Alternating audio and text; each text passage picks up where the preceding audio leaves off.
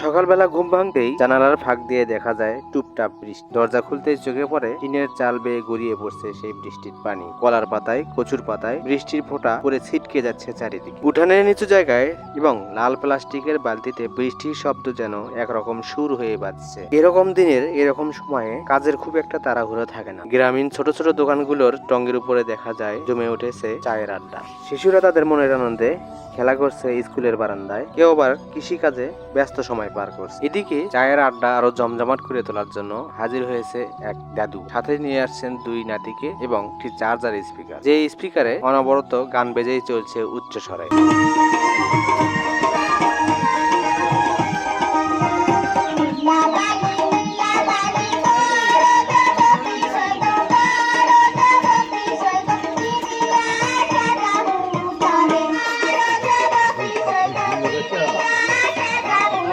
দাদু কানে কম শোনে, তাই স্পিকারটা তুলে আনছেন কানের কাছে। তার মুখে তৃপ্তির হাসি।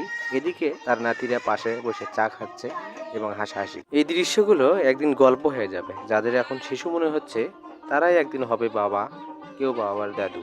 আর যারা স্কুলে বারান্দায় কিংবা টঙে চা খাচ্ছে তারা হয়তো কাল থাকবে না, কিন্তু এই স্মৃতি রয়ে যাবে এই বারান্দা, এই মাঠ, এই বৃষ্টির ফোঁটায়। সময় বদলাবে, মানুষ বদলাবে, শুধু এই গ্রাম বাংলার বুকেই রয়ে যাবে জীবনের চিরন্তন ছাপ। আমরা হারিয়ে যাব, কিন্তু এই গল্প চলতেই থাকবে প্রজন্ম থেকে প্রজন্মে। বন্ধুরা, ভিডিওটি যদি হৃদয় ছুঁয়ে যায় তাহলে লাইক, কমেন্ট ও শেয়ার করতে ভুলবেন না। আর পেজটি ফলো দিয়ে রাখবেন। আপনাদের ভালোবাসাই আমাদের একমাত্র প্রেরণা। ধন্যবাদ সবাইকে।